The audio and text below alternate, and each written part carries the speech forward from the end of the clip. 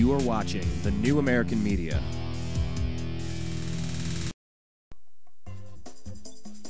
It's Friday, and you know what that means. It's time for the Unhappy Hour live sports radio show on thenewamericanmedia.com. Here is your host, Brian Engelman. Hello, everybody. Thank you very much for sticking around with us today. This is the Unhappy Hour program. I am a lifelong Cleveland Browns, Cleveland Indians, Cleveland Cavaliers sports fan. And we have a show. We obviously get into national issues. We get into national issues here, but we bring a Cleveland sports fan perspective. You know, we're sticking true to who we are and where our roots are. We're broadcasting live from the left coast here in Los Angeles, California, looking at the Hollywood sign. Hang on, wait. There it is, looking at the Hollywood sign here in Los Angeles. But we're still remembering our Cleveland roots in I don't know, the Midwest America. I want to take a quick second to offer a quick prayer, a quick word of consideration for all of those Denver Broncos fans, the Colorado Rockies fans, the Denver Nuggets fans who are in or being threatened by the Colorado Springs wildfires that are going on. President Clinton just went over to Colorado Springs and kind of talked to people and said when natural disasters like this hit, America comes together. And, you know, this is a time of year where, well, I mean, it's always a time of year, but especially every 4 years when you're gearing up for a political election where you can start looking at people like enemies. You know, as a Cleveland Browns fan, I'm no John Elway fan. Thanks for nothing, Elway. Appreciate your 98-yard drive on us. Then that phantom fumble by Ernest Biner going into the end zone. Yeah, I would have loved to go to the Super Bowl and win a Super Bowl, but thanks for getting in the way, Elway. Appreciate it. I mean, they won. We lost. But I'm not against Denver. I root against Denver almost all the time due to that history. It was pretty cool when Tebow kept winning all those games last year. It was impressive, and I certainly rooted for the Denver Broncos over the Pittsburgh Steelers. I usually rhyme a word that sounds like pit with Pittsburgh, but I'm trying not to do that on the air. But, you know, at this time right now, like I'm saying, you know, I'm offering a quick prayer, a word of encouragement, and I will say a prayer to everybody out there being affected by the Colorado Springs wildfires. And if you're watching on YouTube after the fact, you can take your moment of silence here if you choose to. Send out your regards. I'm not really interested in what God you're choosing to worship or communicate with, or if you're going to choose to do this at all. But for a lot of us out here, like myself, I do believe in a creator of this universe, a God. I don't think this is all accidental, and I felt the impact of really miraculous things in my life. So I believe that there's more. So I'm going to take a quick moment of silence. You can choose to ignore this if you don't care, but I'm reaching out and trying to send some love, some safety to all the firefighters, all of the families, the homes, all of the wildlife, everything being affected out there in Colorado Springs for just a second.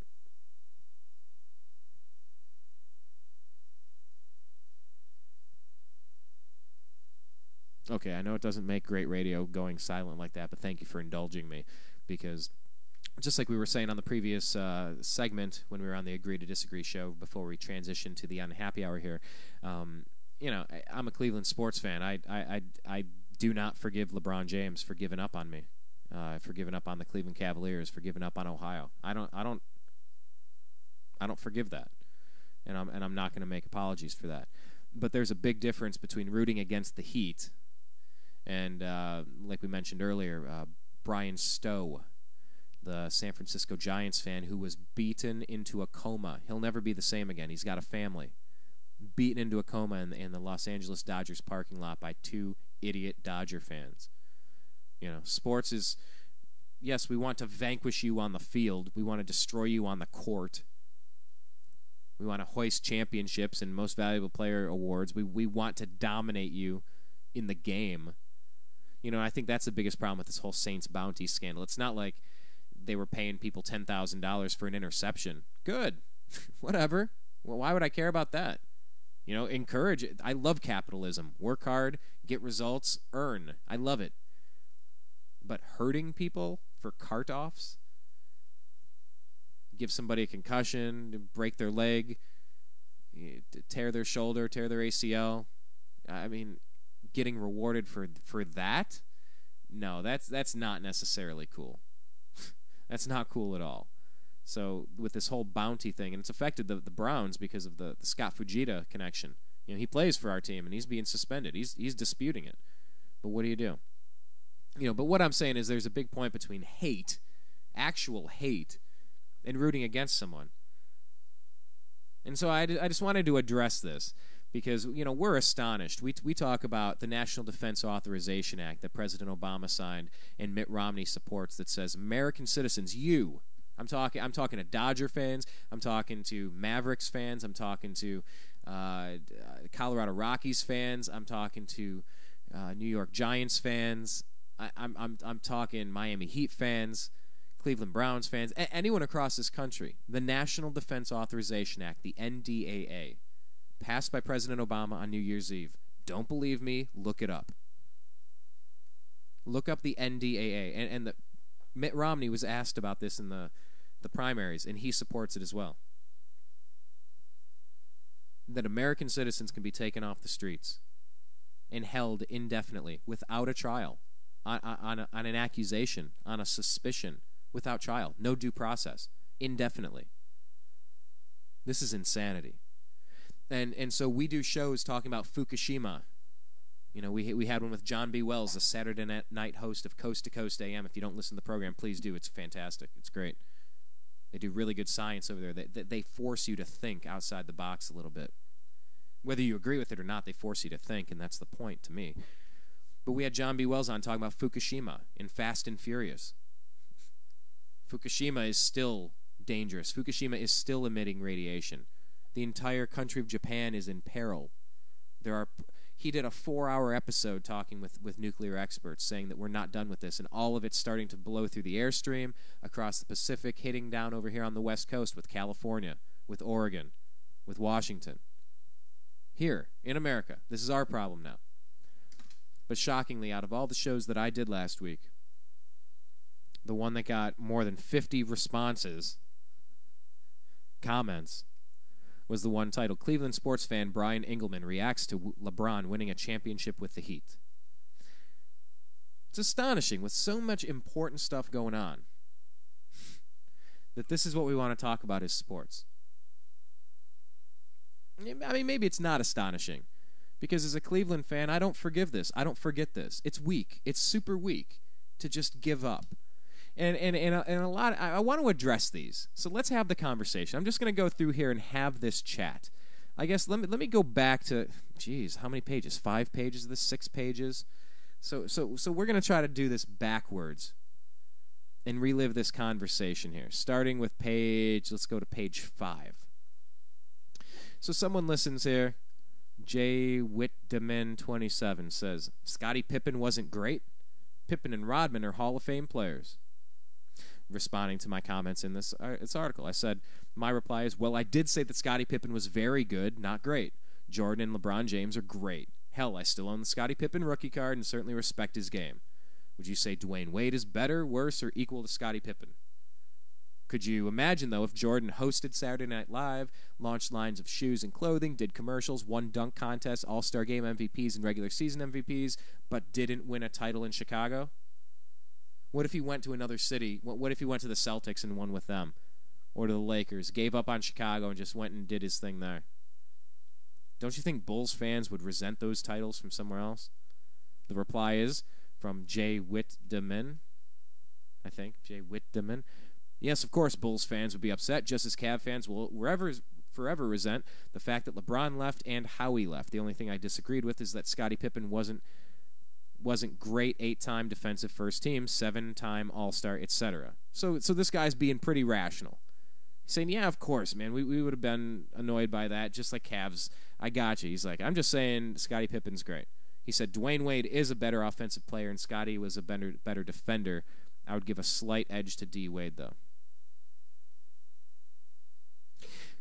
So then this William comes in here and says, interesting take, but frankly, I don't see soaked in perspective.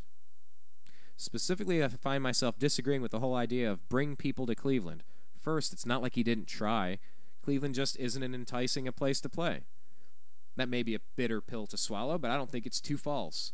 Second, how do we know Gilbert was trying as hard? Watch over the next couple years. Let me see if Dan Gilbert actually goes after big names. Color me shocked if he doesn't. Okay. So they were taking umbrage with the fact that I was saying that, if you're the king and the two-time MVP, you get people to play with you. If you're on record saying, I got a goal and it's a big goal and it's to bring a championship here to Cleveland and I'm not going to quit until I get it, we do actually listen to the words you say and believe you. That 3-year extension, when you all three signed a 3-year extension while it took 3 years to clear out all the cap space in Miami, a little curious, almost like you made your decision way before the decision. So I said when LeBron signed his short 3-year extension, it was a smoke signal to other potential free agents that he wasn't going to stay. I made the comparison saying that Kevin Durant signed a long-term extension, and it's safe to say that the small market OKC will be in a favorable position for a long time with a great player as a captain. I did concede. I said Cleveland is not as quote-unquote hip as Miami. I'll give you that.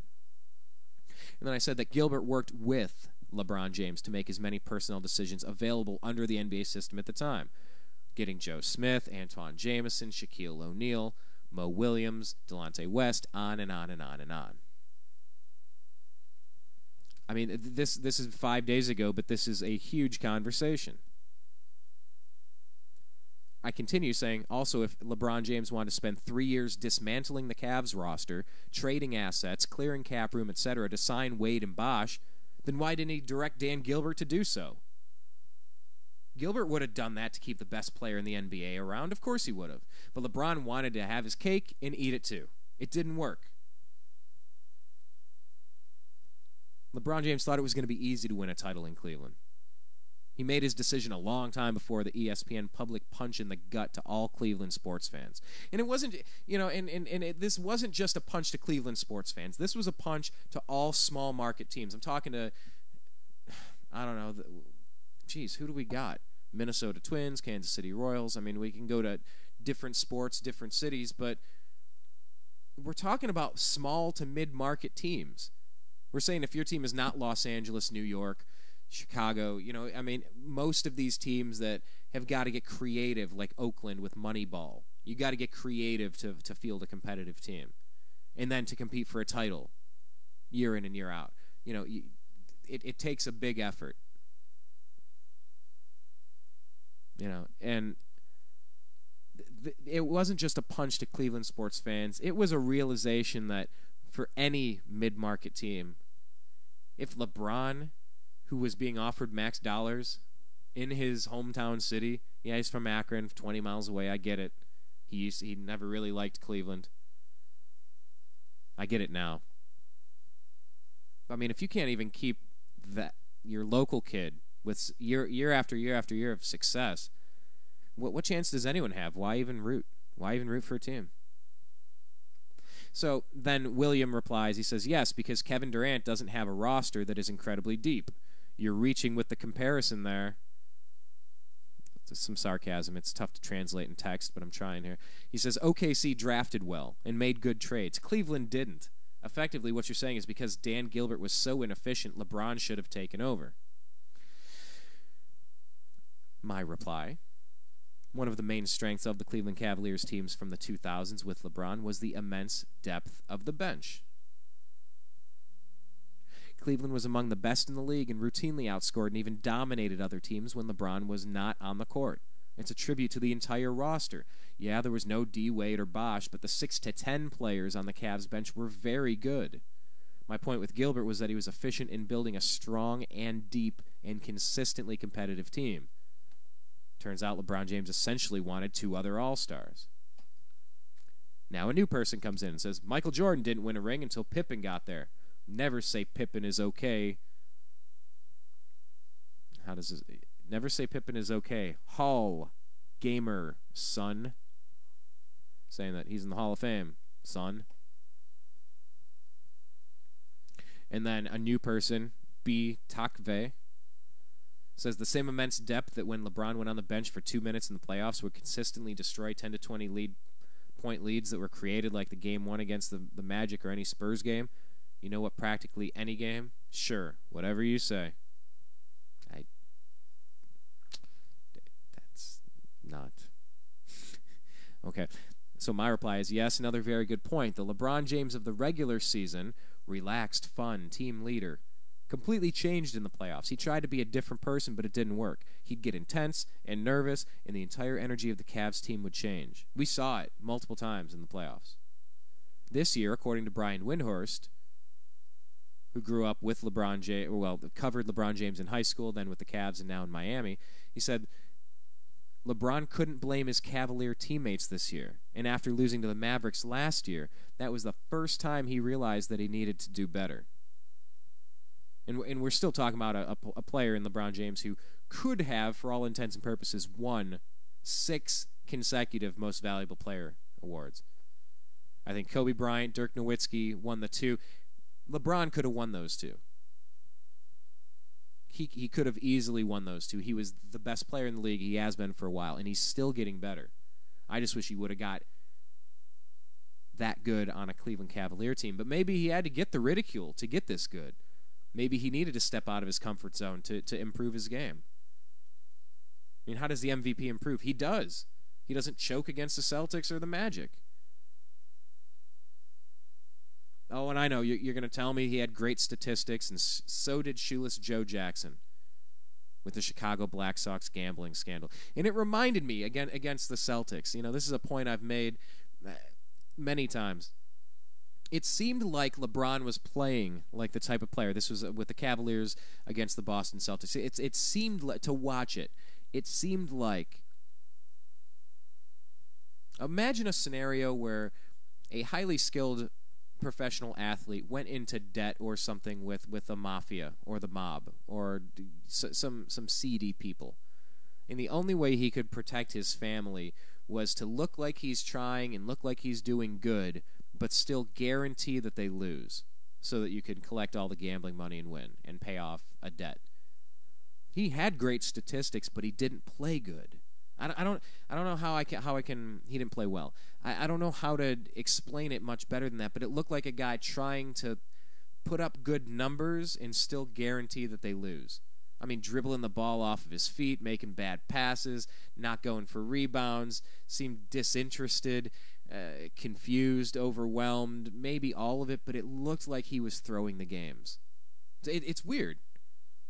And I'm sure some of you may respond to that and call me crazy. But that was not the regular season LeBron James that we knew for 7 years in Cleveland. That's not the guy that we knew.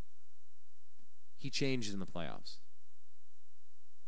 And I said regarding what Brian Windhorst says after losing to the Mavericks, LeBron had to look in the mirror, and he couldn't blame his Cavs teammates anymore, and he got even better. He wasn't taking those long-range three-pointers, those long-range jumpers. He wasn't as erratic. I mean, that game, what was that, Game 5 against Boston, or Game 6 against Boston this year? Lights out. What an incredible performance. That's right up there with when LeBron dominated the Detroit Pistons to go to the NBA Finals a few years ago with the Cavs. It was an incredible performance. You know, and I said I just wish Cleveland could have had that new and mature and focused LeBron. We were waiting for it for most of a decade before he bailed on us. Regarding Scottie Pippen, I say Pippen's career stats: 16.1 points per game, 5.2 assists, 6.4 rebounds. These are solid stats. These are good stats. These are very good stats. I did make the difference. I qualified that saying they weren't great. They were good. They're very good. They're not great. 16, 5, and 6. So, what is this? Carter 66 says, I find it interesting how LeBron's losses are seen as failures, yet Jordan lost 3 times in the first round, and it was growth. I love what happened to Cleveland fans. Hypocrites. They all claim LeBron quit on them, yet they were praying like hell he stayed. I don't know about you, but I wouldn't pray that a quitter stuck around. That's how I know Cleveland is full of it. Please allow me to address. He continues, though. He says, you had a LeBron that averaged 48 and 8 for 5 games against Orlando, including a walk-off shot in Game 2. And because that sorry roster and sorry coach couldn't figure out how to protect a couple of 20-point leads, it's LeBron's fault? I mean, seriously. How do you keep double-teaming Dwight Howard and allowing open threes? Anyone who watches basketball knew that Howard at the time couldn't beat you one-on-one. He couldn't carry a team. Mike Brown continued to play into Stan Van Gundy's hand. Dumb. William chimes in now. And by the way, for any of you kind of following us along the path, this is me getting hammered on comments, just tearing into the Cavs, tearing into Cleveland fans, because I said how disappointed I was watching LeBron James go to another city and win a championship there. What, like that's not a natural reaction? Like I'm supposed to be thrilled for the guy? Hey, thanks for quitting, pal. Appreciate you. Hey, let me get my new LeBron jersey. Glad you're winning with a competitor. Isn't that the point of sports? You root for your team. And anyway, William continues, says, immense depth. Wally Zerbiak, by the way, at a contract of $13 million. Ben Wallace signed at $12 million. Larry Hughes signed for $13 million. And need I bring up Antoine Jameson? The point being, Cleveland brought in players with name value who never fit in Cleveland. And then they were shocked when the players deteriorated in the system. Again, I won't argue that LeBron played differently this finals. And I would agree with him there. Williams says the Cavs were horribly built and always had been and probably will be long after LeBron is gone. Okay, you've had your moment. Oh, he continues. Now, just piling on. And if we want to count draft classes, says William, in 2006, Cleveland drafted Shannon Brown and Daniel Gibson, which is moronic when you consider they could have had Paul Millsap, who had a better college career than both these men combined. In 2007, they traded their pick for Brian Grant. 2008, you take Hickson over Ryan Anderson, George Hill, and Serge Ibaka. 2009, you take Christian Iyenga. Yes, please do tell me about how they've drafted well and built a team of depth. B. Takve says, new LeBron could not win a title. You need good pieces around you, and that was Cleveland's problem. Remember, they could have got Amari Stoudemire, instead picked up Antoine Jameson, not wanting to trade J.J. Hickson, who ended up being traded once LeBron James left anyway.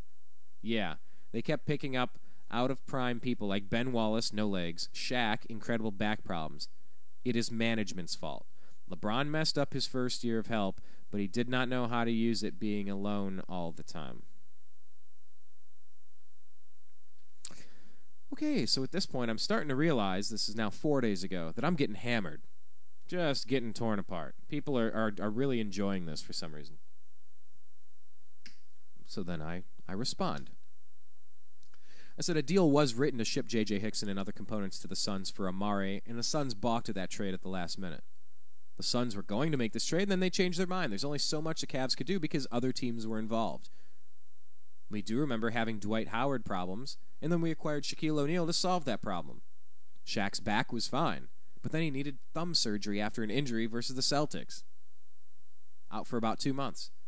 The Cavs got Antoine Jameson in a deal that also allowed them to bring back Zydrunas Ilgauskas after he was released by the Wizards. So, I mean, to say that no moves are being made and that these are lousy moves, I don't agree. I replied that one was to B. Takve. This one is to Andot Carter. LeBron's willpower against the Pistons highlighted the most dominant basketball performance we've ever seen, hands down. You would agree that the 2012 LBJ was not living on the perimeter. In fact, despite having a big two, the main reason why Miami won was because of LeBron James sticking to an aggressive, driving, paint-driven game and not settling for long jumpers. Then when he was fouled, he was able to hit a better percentage of his foul shots than in Cleveland. Those things improved greatly once he left the Cavaliers.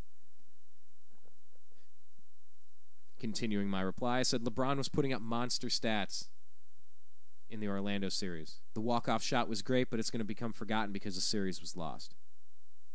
Orlando shot the lights out in that Cavs series from three-point land. And no, contrary to your point, the Cavs could not stop Dwight Howard. Then they rolled the dice on the Magic shooters, and the series was lost. Those shooters were knocking down everything. The Cavs got Shaquille O'Neal the following season to fix the mismatch in the paint. And then the Cavs lost to Boston. Hooray. In another reply to Andoc Carter, I said, Mike Brown was the 08-09 Coach of the Year who took Cleveland to the postseason in each of his 4 seasons, led the Cavs to 66 wins, a Central Division title, and the number 1 overall playoff seed following the greatest regular season in club history.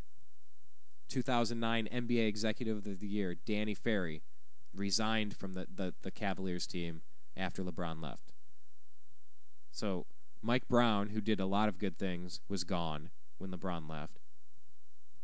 Danny Ferry, running the organization, he left. Then the Cavs got rid of former All-Star Shaquille O'Neal, Big Z, Mo Williams, also lost Delonte West and had significant injuries to Antoine Jamison, Mo Williams prior to his trade, and Anderson Varejao, who was out for the season. So don't, my point being, don't tell me, oh, they lost LeBron and they were the worst team in the league. See? No wonder he left. You guys suck. Come on, man. Really? You guys are really going to try to say that it was LeBron James and a bunch of D-League teams. LeBron James and some high school kids. Right, nobody else on the team could play. Right, must have just been a superstar dwindling away with a franchise that doesn't care and has no resources or any ability or acumen to improve. Yeah, it's not like Mike Brown doesn't get hired with, oh, I don't know, what's that crappy organization he found a gig with? Oh, yeah, the Los Angeles Lakers. No, but everything's wrong with everybody else but LeBron, and he was so right to do what he did to Cleveland and Ohio. That's what some people are posting on here. I don't agree. I continue with Andoc Carter 66 saying, the story is a group of people working together to bring a championship to the Cavaliers. The LeBron James quote, I've got a goal, and it's a huge goal, and that's to bring an NBA championship here to Cleveland, said James to an NBA TV reporter, and I won't stop until I get it, end quote. Cavs fans took the young man at his word, and the franchise grew with him to compete for NBA championships. Then LeBron James quit. This doesn't feel good as a Cleveland fan. Luckily, the draft is a few days away. Go Cavs. I continue now. This is to Jay Whitteman, 27. Rodman was a great, talking about the Bulls again. Rodman was a great rebounder and a very good player. Scottie Pippen was a very good player. Great is an ultra-elite club for the MJs and the LBJs. We're basically saying the same things here. In reply to Andoc Carter, I said, of course, LeBron made the team. He's won 3 NBA Most Valuable Player awards, and I argue that he could have won last year over Derrick Rose and over Kobe and Dirk the 2 years before LBJ's first MVP. The point here is that LeBron disappointed Cleveland Cavalier fans and fans across the USA who root for their small market teams, hoping that one day they can beat the big dogs and bring home a title. For that, you say Brian is a joke. I guess it's a little out of order here, but this gentleman called me a joke. For that, you say Brian is a joke. Isn't this the point of rooting for favorite sports teams? Titles? So now I'm a joke because of my opinion here. I talked to William saying the Cavs were rightfully worried that LeBron James might leave. And for many years the strategy had been improve now, and that meant big contracts that were hard to move. They made the deals that were available at the time. The Cavalier depth came from the trades. In the trades, they gave up assets and didn't really hit many home runs with the late first-round and second-round picks that they did have left. Daniel Gibson's a solid player. He's an outside shooter. Hickson was starting to play some really good ball with LeBron James and the Cavs. But yes, a project. I said, out of the players and salaries available for trade at the time, these deals were not home runs, but they did improve the Cavs teams. Immense pressure was being put on the Cavs front office to make deals to improve now. Also, as a wild card, just think if a healthy Carlos Boozer was on LeBron James' first team for 7 years. Wouldn't that have changed everything?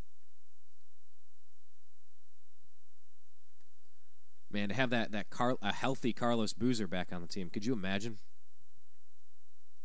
That would have changed everything. I said, the Cavs are now building around NBA Rookie of the Year, Kyrie Irving, and the future is looking bright for Dan Gilbert and the Cavs. So then we get 3 days ago we get a new comment from Silent Phenomed. Said LeBron wanted the Cavaliers to get better management and more capable teammates, where he isn't carrying the team, because teams win championships, not players. Cleveland just laughed out loud and did nothing, expecting LeBron to stay and win them a championship, but LeBron was smarter than that, so he left. Then all the pressure caused him to choke to Dallas in 2011, but LeBron fixed himself and got back to the basics. The Miami Heat, as a team, played amazingly, and that's why they are, all in capital letters, champs.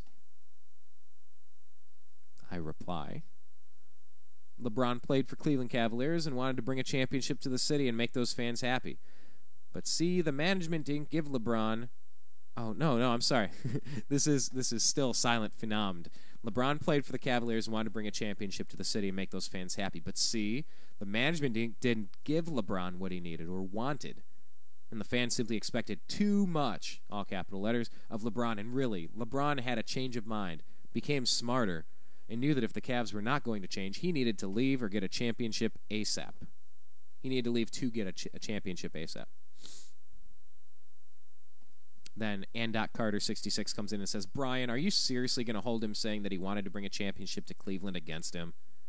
This is professional sports. It's PR and politics. I'm thinking like this, and double standards. Double standards that allow owners in football to cut a player before his contract is up. Yet let a player claim that they want more money in a current contract, and management hides behind the guise of honor your contract and fulfill your original obligation. I don't know if I responded to that one directly, but I'll do it now. Yeah, I think a lot of these contract games are bad news. I don't like 10-year deals. I don't like 7-year deals.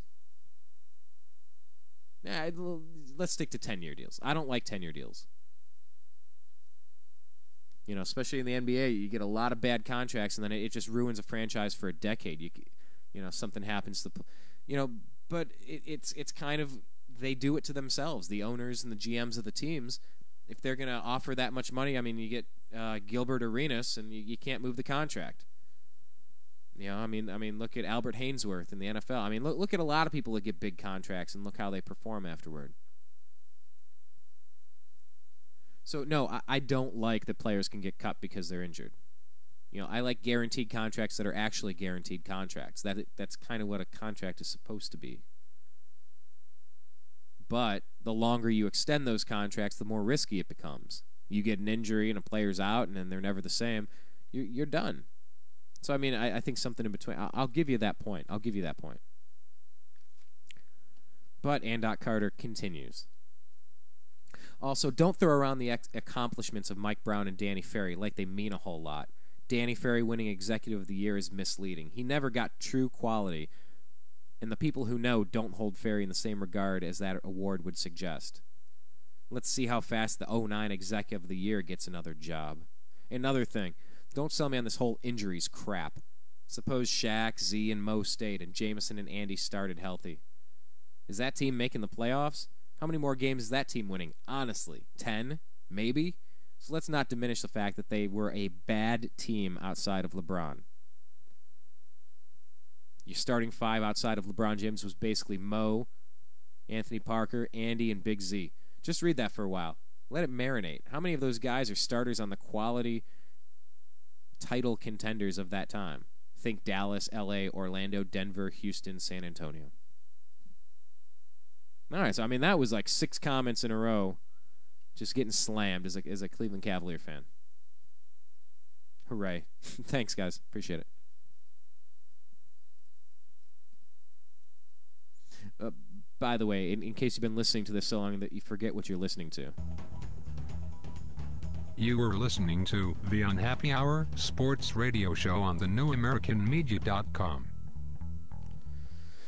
Let me continue here. I reply now to Carter, saying, under Danny Ferry's leadership, the Cleveland Cavaliers posted back-to-back best records in the NBA. Teams with the best regular season records are considered well-rounded, talented, deep, resilient, and well-coached. 2 years in a row. Then 2 playoff chokes. It took 2 years after quitting on Cleveland for LeBron James to discover the, quote, consistent clutch gene, end quote, that the Cavs were counting on. Danny Ferry, who the San Antonio Spurs were employing after his stint with Cleveland, he was just hired to a 6-year deal to be the Atlanta Hawks GM. that was in direct response to let's see how fast the '09 Executive of the Year gets another job. It was the day before that person left that comment. Danny Ferry's hired to a 6-year deal to run the Hawks. And the Hawks are a rebuild. They got a lot of good players, but those big contracts, we always have Zach Barris, NBA scout, lifelong Cleveland sports fan, on our program, and he was saying, the Hawks are in a bad spot. They're perpetually in the playoffs, but they're not good enough to advance in the playoffs. So if you can't do it, you got to cut your losses. You got to hit reset sometimes and say, this just isn't working. That's essentially what LeBron did to Cleveland. He gave up. He said, this isn't working. And we contend if we just had this year's version of LeBron, of course we win. Those Cavs teams played totally different in the playoffs. And when you got an MVP, two-time MVP on your league, or two-time MVP of the league on your team, it starts at the top. Who's your general out there on the court? It's LeBron James. And he played different. He choked. He put up good numbers while choking, but he didn't do it. He didn't bring it home. He did now. So all these people want me, I don't know what they want me to do. They want me to root for LeBron? They want me to say that he should have left Cleveland? That it's totally cool? Because it's not totally cool. Of course the man has a right to do whatever the hell he wants, and we have a right to root against him. I just don't get where some of this stuff is coming from here. I continue talking to Andot Carter. I said, okay, so because that person was saying, look at your lineup. Let it marinate. How many of those guys are starters on quality title? Think Dallas, L.A., Orlando. So I comment saying, okay, so if you remove Dirk from the Mavericks, Kobe from the Lakers, Howard from the Magic, and the best players off all the other teams, you will also find a completely different team to critique and evaluate. Who's going to lead the Lakers? Bynum? Gasol? World Peace? 3 years ago, Shaq was the starting center. Varejão's a great defender, rebounder, and hustle player that equates to extra possessions and foul trouble for the opponents. Mo Williams was an all-star with LBJ on the team, and AP could shoot. Just this revisionist history trying to say that everything was horrible. I can't leave that. I can't leave it as is.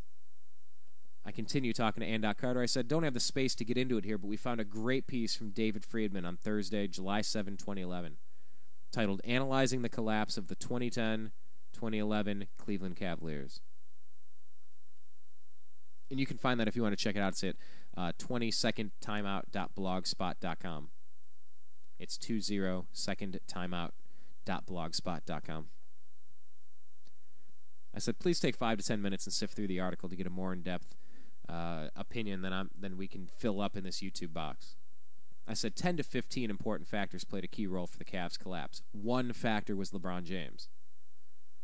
I said the Cavs had the regular season record 2 years in a row, and that equals a good team. I said management built a team that won more regular season games than any other team in the NBA for 2 years in a row. The problem might have been that management always gave LeBron what he wanted, and many inside the Cavs organization say that the team was held hostage to LeBron's opinions, and many of those decisions chained the Cavs to rigid financial parameters which limited further options down the road. I said we're just going to have to agree to disagree on that point. Silent Phenom continues, you're bringing up regular season records? LOL, please, man. Just stop right there. Bulls had the number 1 Eastern Conference regular season twice in a row, and they never made it to the finals. Spurs were number 1 this year, and OKC beat them 4-2. The postseason is a whole different game, all capital letters, than regular season. Fact is this. Cleveland gave nothing, all caps, to LeBron when he asked for it. LeBron knew Cleveland Cavaliers were a waste of his time. He needed to get somewhere better and quicker. Then CR9 Madrid 89 says, karma is a bitch, all caps. Because that's what LeBron tweeted after the Cavs. I believe it was they set the worst regular season record prior to Charlotte having a worse record last year. Now we get a new name here. Dragons King 91 said, the only reason the Cavs had the best record 2 years in a row is because of LeBron. Cavs went from the best record to the lottery the following year after LeBron left. If you take Kobe or Rose, both The Chicago and Lakers wouldn't be the same, but they don't end up being in the lottery discussion. Both teams have good supporting casts, something LeBron never had. Don't blame LeBron for leaving. The Cavs management should be the ones taking the blame. They didn't, nothing. I think he meant they didn't do anything to build a championship team. Then J. Taru, 1671, says the playoffs are a whole different season where the regular season doesn't mean crap. Chicago has won the East twice and has not won the chip. See the Spurs situation. LeBron has matured into a better player. He's learned from his past. And Miami as an organization, the players are greater than that of what he had in Cleveland. Sure, LeBron didn't fulfill his promise, but don't pin your hopes for something based on someone's words. I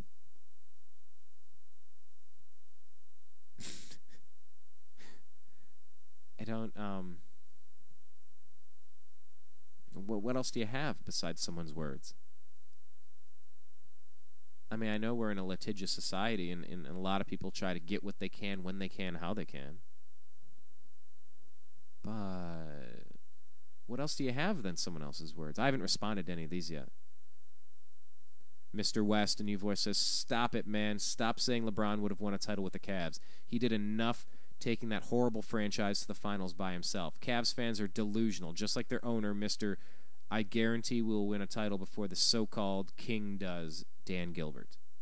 I'll give you that, Mr. West. 184, I'll give you that.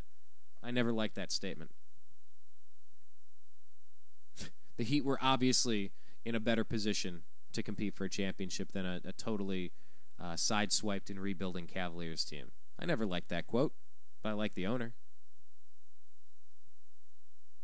I know he's going to build something good here. I know he's going to turn the Cavs franchise around. The Indians owner? No, I would have different comments about the Cleveland Indians owners. But I like what Gilbert is doing. I trust that Gilbert is going to get a competitive team. And I'm looking very forward to competing with the Miami Heat. Really looking forward to it. Now that we've had a chance to regroup, catch our breath, not a shortened season where our new coach can get things in order with all of our new players. Yeah, I'm looking forward to the competition. And then UFAB H says you're only talking to people's left ear, right? Okay, that is true. Something about our setup, all of our phone calls coming in, they broadcast to everybody stereo. And then my main feed goes one-sided. Yeah, it's strange. I appreciate you mentioning that, and I will comment back about that. But we're not sure why that's happening. But we'll do some more troubleshooting on that. A couple of quick points, because these are the top-rated ones here. I'm replying to Silent Phenom saying that Mike Miller was amazing in the last Heat game. I stand by the previous point that the Cavs team had the best regular season record for 2 years in a row, and the leader of those teams, LBJ, changed in the playoffs, choked, and quit on Ohio and went to Florida. It was strange watching the last games of LBJ in Cleveland because the stat sheet looked good most of the games, but the field general, two-time MVP, leader of the team, looked like he was playing like a completely different player, and not in a good way. Silent Phenom replies, LeBron wanted the Cavaliers to get better management. We've already read that one.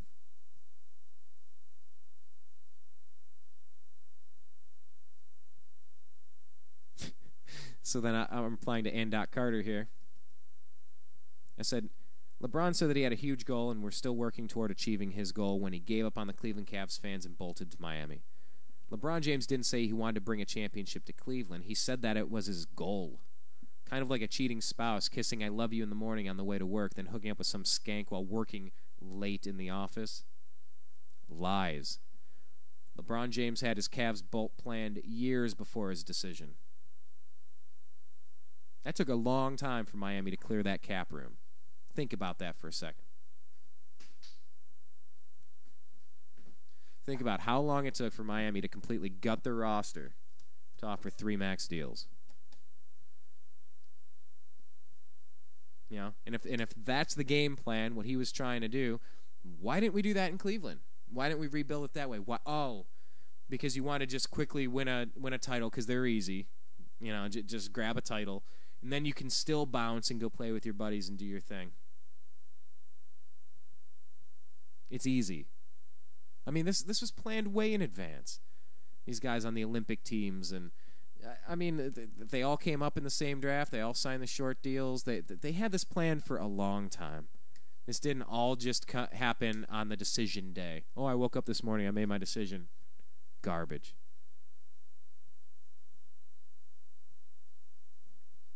I mean, but we have well over 50 comments on this. It's been quite a conversation, and my point here, obviously, if you are able to go onto the site and take a look at this, you can read these line for line.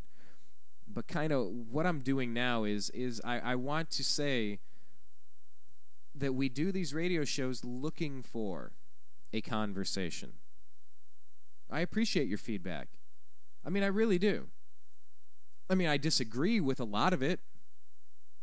Some of it. Obviously, you disagree with me. You've given me 7 dislikes. Why? Because I'm a guy who's rooted for the Cavs my whole life, with Brad Daugherty, Mark Price, Larry Nance, Craig Elo. I mean, go down the line of the Cavs players and the different versions of Cavs teams that we rooted for. Horrible franchise. They were consistent playoff contenders, and then Michael Jordan's The Shot. Oh man.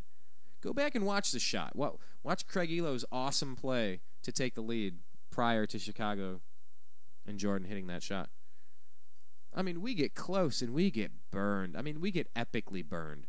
The drive, the fumble, the shot, the move with Art Modell taken to the Ravens.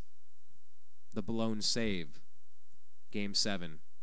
9th inning. Cleveland Indians blow the save and blow the World Series. And then our local kid, the multiple MVP, the guy with his banner all across the big warehouse right across from Quicken Loans Arena. I mean, just screws us on national TV. Just embarrasses us. It doesn't give the Cavs ownership time over the summer to sort out what they're going to do and go a different direction, or trade him the year before. Not that, some people, that they'd never trade LeBron. If LeBron said, look, I'm playing 2 years, and I want you to trade me in my 3rd because I'm out of here. I don't want to leave you completely empty-handed. I don't know. I mean, what are you supposed to do? You're supposed to root for this guy? No, I'm not happy to see the Heat win. It wasn't a Cleveland Cavaliers loss, but losing a 2-time MVP is a loss. I just wish we had the new and improved version of LeBron James from this year on some of those previous Cavalier teams. But maybe he needed the adversity to get this good. So maybe he never would have matured had he not left home. And I'll tell you this much. At 25 years old, I left the greater Cleveland area. Northern Ohio. I left northwest Ohio. Grew up around Cleveland. Was living out northwest. Bowling Green. Where Urban Meyer got his coaching start. Who's now at Ohio State. And at 25 years old, I said, I'm going to see what else the world has to offer. I mean, I don't blame LeBron James for wanting to go get new experiences and see different things and try some different stuff out. I did the same thing. He went down to Miami. I went out to Los Angeles. Now, I didn't have tens of millions of dollars in my bank account. I wasn't a national celebrity, and the world wasn't at my fingertips. But I think about it, it's just kind of interesting because LeBron James didn't need to go to some big market. He was already the biggest and most respected player in the National Basketball Association, staying at home, trying to be a hero to a city that, frankly, needed a hero. This recession has been a long recession. This housing crisis and all this stuff, this has been a long, dark period of American history. I mean, you're telling me America didn't want a rags to riches or a local boy makes good or, hero from the Rust Belt delivers first championship in 48 years type story. Of course we wanted that story. All of America wanted that story. We wanted to believe that we can compete, that we can achieve, that we can do it. It's not about getting knocked down 7 times. It's about standing up 8 times. He just gave up. He just gave up and walked away. Peace out, guys. I quit. I can't do this. It's hard. Really? It's hard? I never would have guessed it's hard. But that's not the case. He thought it was easy. And he blamed everybody but himself until he left. So I don't fault him for leaving. I don't fault him for wanting to go and see different things. Let me say that. I don't fault him for going to see different things. But it's really disappointing. I don't know what was worse, watching LeBron James win a title in Miami or watching Art Modell win a Super Bowl with the Baltimore Ravens after stealing the Browns. They were both bad. And the Browns still have not been good since they came back. That's how bad that decision disrupted a pretty good franchise. The Cleveland Browns helped invent the NFL. Otto Graham, you don't know him, look him up. What was it, like 8 out of 9 straight NFL championship games? Before they even called it the Super Bowl. The Cleveland Browns were defining what the NFL was. And a bunch of close but no cigar. Red Right 88. With the Cardiac Kids back in the 70s, 80s. Then Bernie Kosar, but they run into John Elway's 98-yard drive and Ernest Biner's fumble. Then they steal the team and take him elsewhere. That when you don't have a team for a couple of years, that was bad. But this was bad too. So, this is me saying to everybody who took the time to leave a comment here, I'm down to have a conversation about this. I'm open to talk about it. A little bit of good-natured sports ribbing is fine. But taking it extra steps, it starts to lose the point of sports. It's not... The point of sports is that if you have hard work and determination and skill, that you can rise above anything and succeed. You can do it if you focus on it, if you work really hard. There's a quote I've been seeing, hard work beats talent when talent doesn't work hard. And that's a symbol for America. That's a symbol for the United States. That's a symbol for what capitalism is supposed to be. And frankly, we haven't had capitalism in this country for a long time, hundreds of years. It's this blending of government bureaucracy mixed with a rigged system that keeps competition out and makes it hard for small business owners to compete. That's not good. I want direct competition. I don't want the Indians to play the Yankees when the Yankees have a 10-time bigger payroll. I just, if you're going to compete, can we compete on even grounds? At least in the NBA and the NFL, it's kind of like that. But small market teams in baseball can really field a AAA team and compete against some of the guys that want to spend. But Dan Gilbert is willing to spend. They were always at the max contracts. They always spent the most they could. They got the best players available at the time, and if they wanted to retool and just get super stacked and go for a decade run, they could have done that here. But the guy who had a big goal and he wasn't going to stop until he got it, he stopped before he got it. He gave up and went to Miami. So, to everyone who's chit-chatting with us about this, I like the conversation. And I was saying that there's a book that I'm working on, kind of getting into the sports psychology of what happens to a region like Cleveland when they don't win championships, not just for a few years, not just for a decade. I'm talking 10 years, 20 years, 30 years, 40 years, almost 50 years. You have 3 generations of people who grow up hearing, I wonder how they're going to screw this one up, or They always find a way to lose. We'll never get a winner here. At some point, it almost starts to become a self-fulfilling prophecy. At some point, I think it starts to negatively impact an entire region of people, generations of people disappointed through sports. And that's important to me. That's bad news. So I want to thank all of the people leaving comments, because you have legitimately helped me outline the book that I'm working on. I mean, I obviously have plenty to talk about, frustrations with the Indians, all of those great 90s Indians teams, all those great teams from the Indians in the 90s and then the early 2000s, mid-2000s. I mean, they almost went back to the World Series a couple years ago with CC Sabathia and blew the 3-1 lead to the Red Sox, who then went and beat a pretty weak Colorado Rockies team. I mean, that could have been a world title for the Cleveland Indians, and they choked on that one.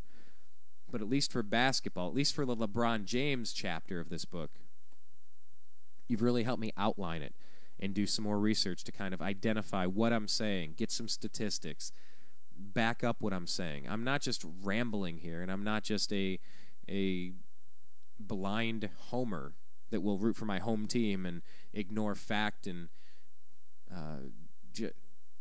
that's not what I'm doing here. I've just been frustrated having all the revisionist history, trying to say the Cavs management was lousy, the Cavs never had any teammates, LeBron was right to do what he did. No, he made his choice, but he was wrong. You know, if fans out there want to rewrite this and say that he never had any support, any help,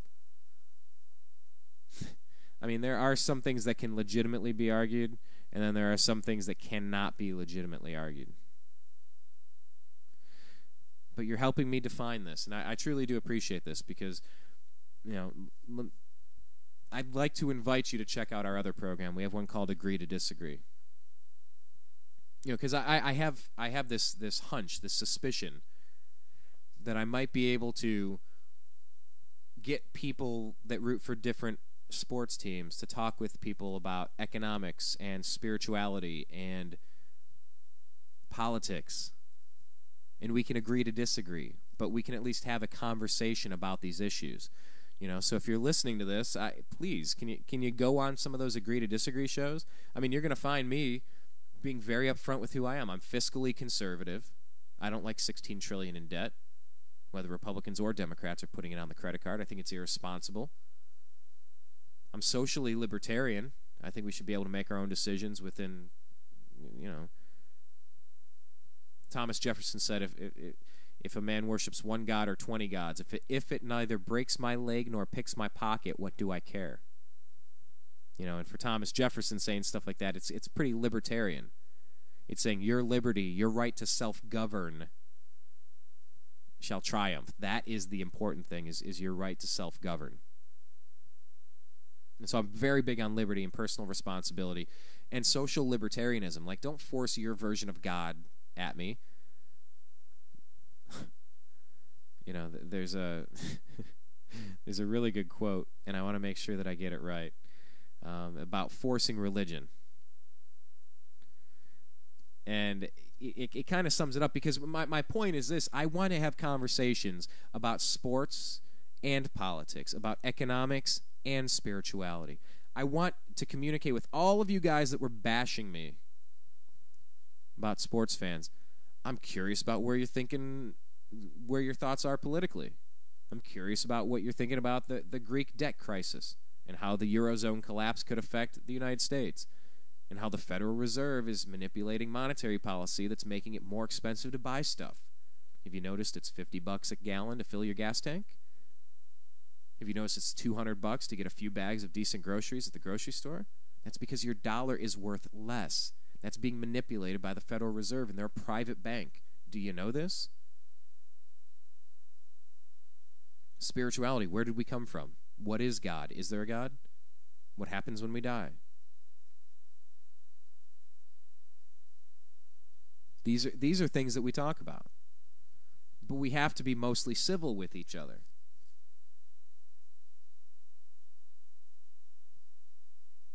You know, and it reminded me of this quote. Religion is like a penis. Let me try to do this all professional like. Religion is like a penis. No, I'm just going to say it. Religion is like a penis. It's fine to have one, and it's fine to be proud of it.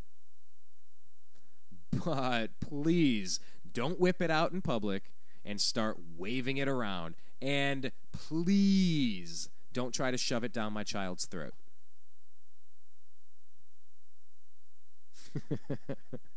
One more time. Religion is like a penis. It's fine to have one, and it's fine to be proud of it. But please don't whip it out in public and start waving it around. And please don't try to shove it down my child's throat. I mean, is there a better quote than that one? You know, and that's what libertarian is. Libertarian is, don't try to force your beliefs on me. Do your thing, that's fine. But don't force it to me. Don't limit my choice so that I can't do my thing. You know, and I'm a pro-capitalist, not a crony capitalist. When you have governments mixing with private companies, you have a corporatocracy, you have crony capitalism, you have fascism. That's what we have. We don't have capitalism. It's all corrupt. So, you know, when the Tea Party's out there saying, stop spending the money, and then Occupy's out there saying, well, there's only a couple of successful corporations and they're making it hard for anyone else to get anything. It's unfair. There's some truth in some of those things, and the truth is maybe somewhere in between. We just want a fair system to compete, just like sports. Yeah, I mean, the Cleveland Browns have themselves to blame for being a bad team the past few years. They've had a couple of tough injuries. When LaCharles Bentley went down as the anchor of that offensive line, and on the first play of practice, I mean, he was the number one offseason free agent acquisition.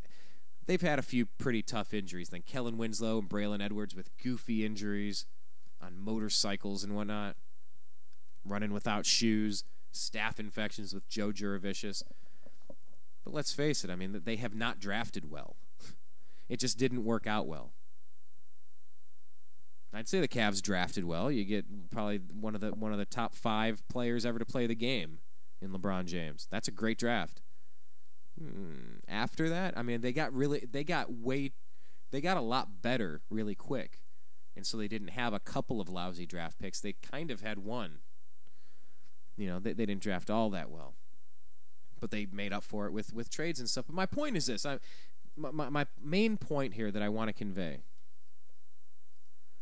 is that I want to have this chat about the important issues, about the National Defense Authorization Act, about Fast and Furious, about Obamacare, about the Greek debt crisis, about the Colorado wildfires. I want to talk about all this stuff with you guys. That's why I'm asking that you click the subscribe button. You know, I mean, you can disagree with my opinions. That's fine. And if you want to talk about it, let's chit-chat a little bit, shall we? I mean, I'm sure we're not on the same page with everything. Maybe anything. Or I'm sure there's a little overlap somewhere in there in between. I think I'm a fairly reasonable guy. But that's what we expect out of the new American media.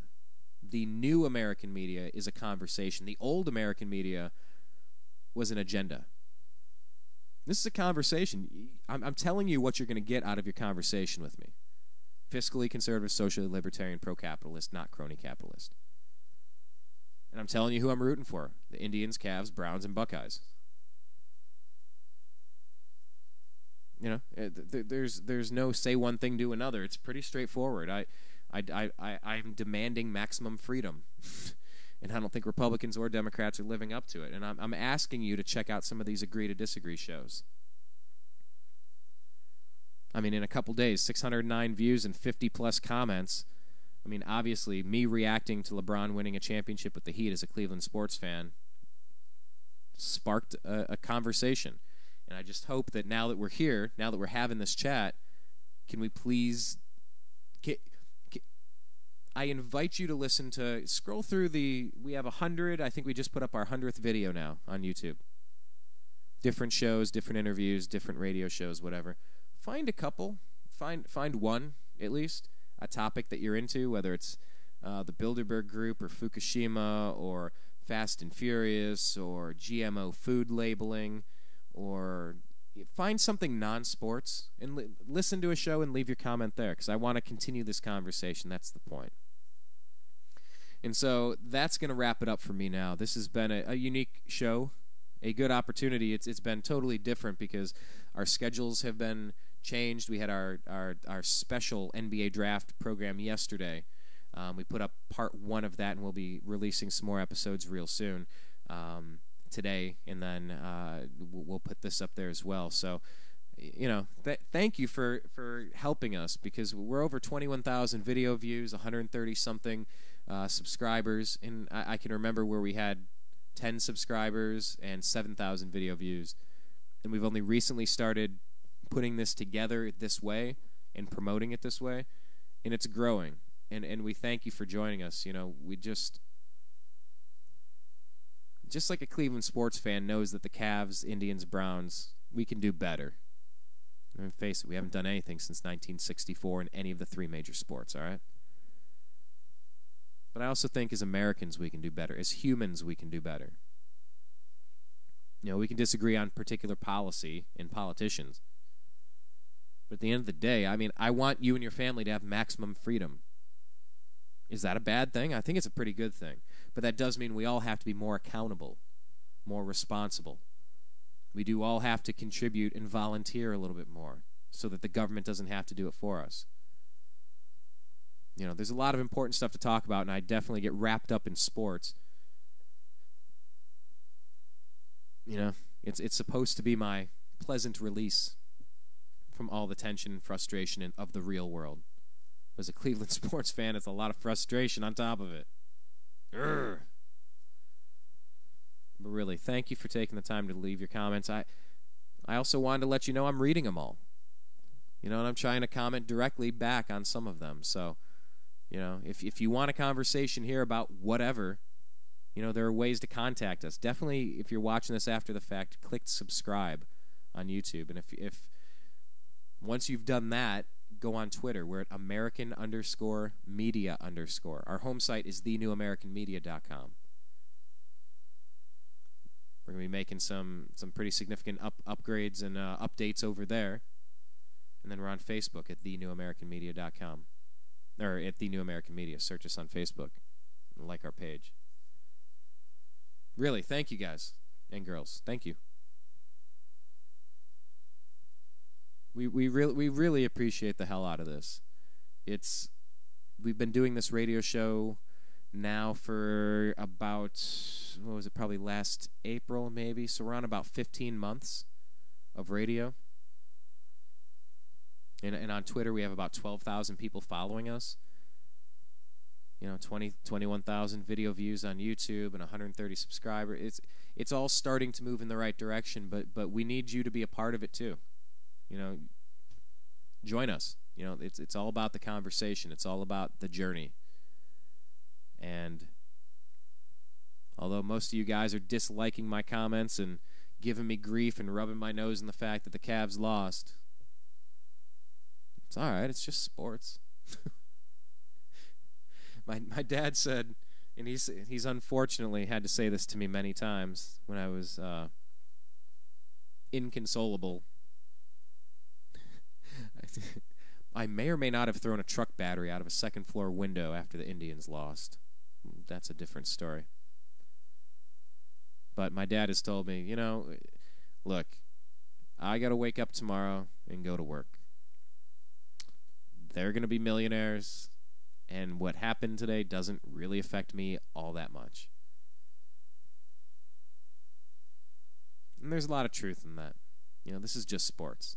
Now, I contend that a region this chronically depressed needs a little bit of love, a little bit of civic pride, and this LeBron James character could have been a Rocky Balboa local hero to a region. Who doesn't like the underdog? Everyone likes the underdog. And that just didn't happen, and that is disappointing. But the Cavs had a draft, an interesting draft. We'll see how that all pans out. I mean, you never know until they start playing, so I'm just reserving my judgment, just like Brandon Whedon and Trent Richardson on the Browns. I'm reserving my judgment. But, you know what? I'm still going to have to wake up tomorrow and do the stuff I got to do.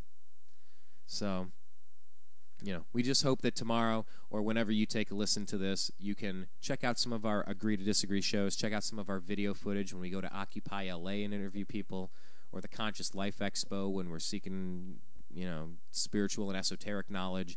We're interested in a lot more than sports. So now that we have your ear on this, maybe you can join us for other stuff. You want to vote us thumbs down and say a dislike over there? Fine. But tell me why. Offer your opinion there as well. Tell me why I'm a jerk face there. The point is to have the conversation. I don't want every conversation to turn into division anymore. I'm tired of it.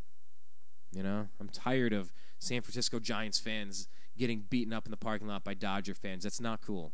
I'm tired of hearing there's a war on women. So, okay, it's women versus men. Wait, it's 99% versus the 1%. Okay, we're dividing there too.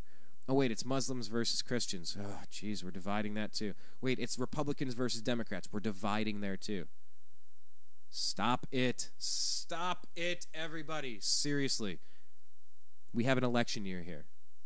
We can have a difference of opinions in political policy and not have to resort to, Dodger fans beating a Giants fan into a coma, ruining the life of his family. That is really stupid. Occupy, please go protest and say your piece, and let's see what's up. But all the violence and the fire bombs and the vandalism and the rapes and all the garbage, no, that's not how you do it. That's not libertarian. You're now making your problem other people's problems. But your right to protest should be upheld indefinitely. But you gotta regulate. That's the one thing the Tea Party did. The Tea Party was clean. The Tea Party was neat. The Tea Party was civil. And they showed up and said, we don't want Obamacare. And swept Congress out in 2010, and it's going to happen in 2012. Or maybe it won't. We'll see what happens in a couple of months.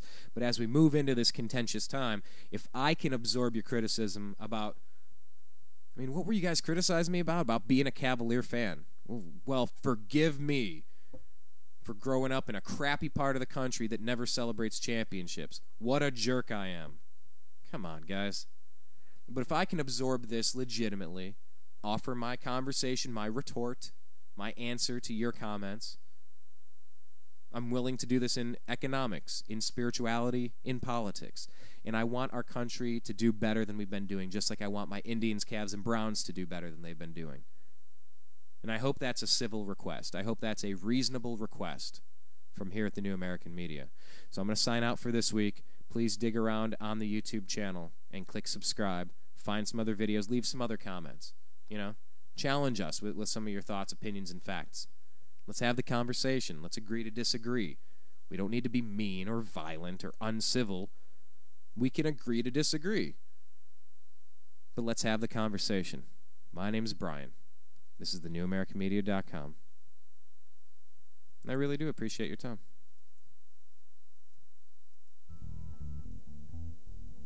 Follow thenewamericanmedia.com on Twitter at American_media_.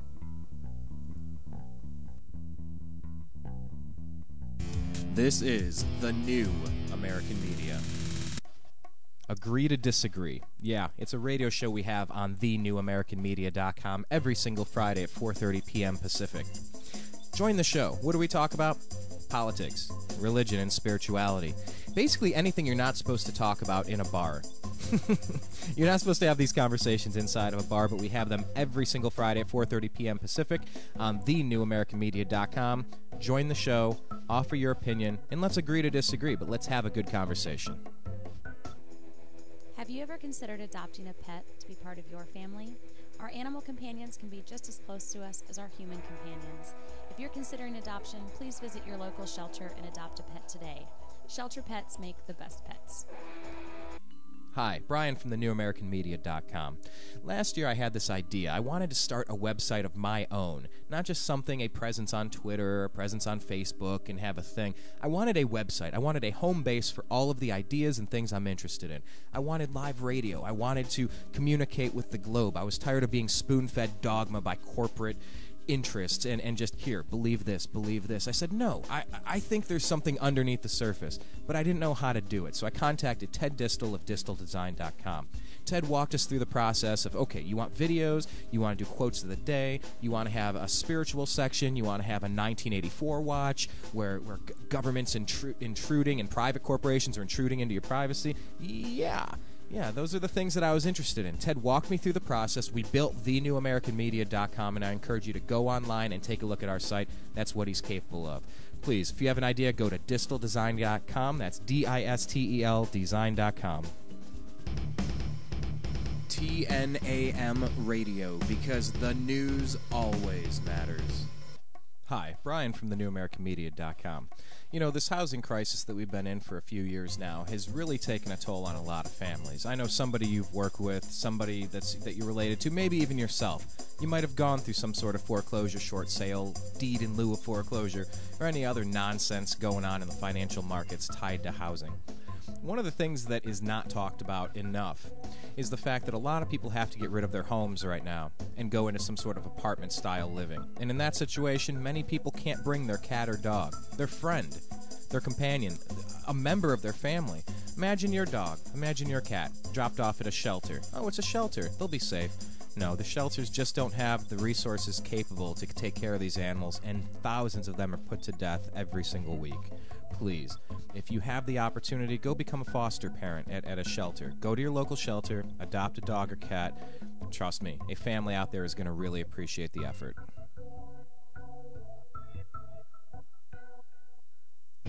If you're tired of the other stuff, take a look at thenewamericanmedia.com. Be sure that you go on to facebook.com and do a quick search for The New American Media and like our page, because we like it when you do that.